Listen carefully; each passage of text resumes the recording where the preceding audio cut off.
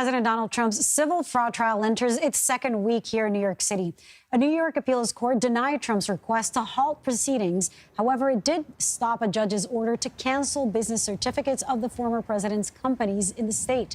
Trump attended the first 3 days of the trial last week, and there was chief election and campaign correspondent Robert Costa, who joins us now, this time from D.C. Robert, what can we expect during week 2 of the trial?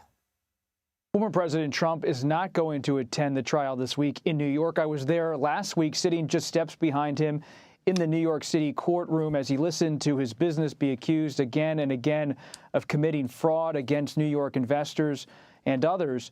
What you're going to see this week is a continuation of testimony from those who were familiar with Trump's company, with its accounting, and detailing how they believe Trump and his associates overvalued Trump's properties and other business ventures over the years. But it has been disrupted by this recent flurry of rulings about the ongoing trial and how the Trump organization is for now not going to have to dismantle its operation because a judge ruled in recent days that that effort could be put on pause, even though the judge overseeing this current case had pushed for that. So what does that do to this case?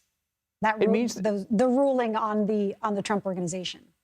Sometimes this can be like walking through a blizzard of litigation. There's an ongoing civil trial overseen by Judge Engoron. Judge Engoron will continue to sue to oversee this trial. At the same time, Trump's lawsuit against the judge has been put on pause and subsided, as Trump believes his business can continue to operate even as it faces this civil trial in New York. Now, the New York State Attorney General's office is frustrated with this appeal judge and how they've allowed the Trump organization to continue to operate. But at this time, the civil lawsuit will unfold this week. Week 2, they'll hear a lot of testimony.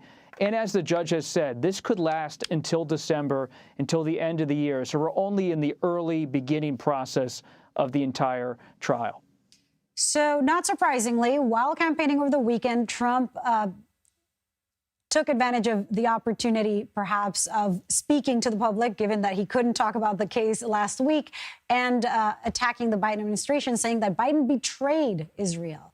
What do you make of how he's framing the war at this point? Former President Trump is on the campaign trail trying to tout his own administration's record, specifically when it comes to Middle Eastern policy and relations with Israel. He's been underscoring his efforts to create a peace deal with what he has called the Abraham Accords during the final year of his administration. For Trump, this is not just about foreign policy as a former president weighing in. It's about weighing in as an active candidate. And he's trying to create a stark contrast between him and President Biden.